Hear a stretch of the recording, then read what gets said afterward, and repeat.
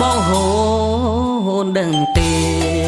ពេលដែលក្តីស្នេហ៍ខំថែអូនបែជន់ឆ្លីខ្ទេចខ្ទាំនឹងដីព្រោះអីបងក្រត្រឹមជាកម្មករស្រុកថៃទើបអូនទៅរកគេថ្មីគេជាកូនថៃហើយល្អជាងបង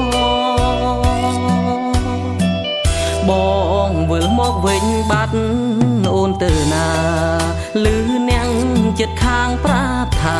លោកស្រស់ពុំងារទៅតាមគេហើយបងស្ទើរមិនជឿ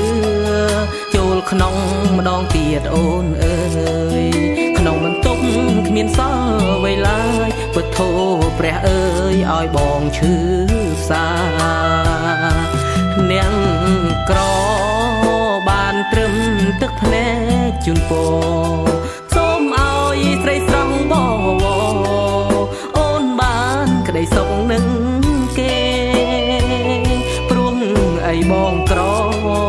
បងមិនដែលទៅចិត្តទេទៅផ្ទះមកជាខ្មាស់គេពេលជួបអ្នកម៉ែឲ្យបងឆ្លើយយ៉ាងណាអានុស្សាវរីយ៍ទុកដូចគ្មានន័យបងសូមសន្យាណាថ្លៃពេលអត់ពីស្រីបងនឹងថែខ្លួន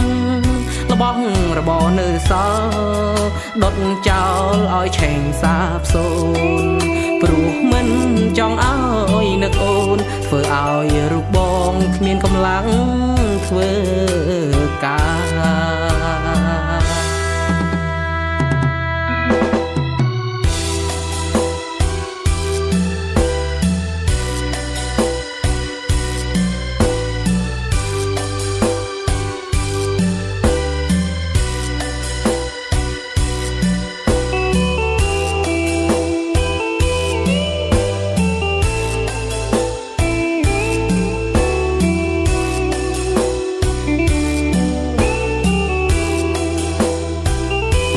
នាង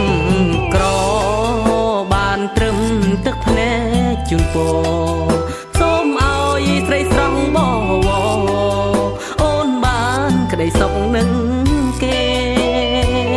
ព្រោះអីបងក្របងមិនដែលទៅចិត្តទេទៅផ្ទះមកជាខ្មាស់គេពេលជួបអ្នកម៉ែឲ្យបងឆ្លើយយ៉ាងណាអានុស្សាវរីយ៍ទុកដូចគ្មានន័យបងសូមសន្យាណាថ្លៃពេលអត់ពីស្រីបងនឹងថែខ្លួនរបស់របរនៅសល់ដុតចោលឲ្យឆេងសាបសូន្យព្រោះមិនចង់ឲ្យនឹកអូនធ្វើឲ្យរូបបងគ្មានកម្លាំងធ្វើការ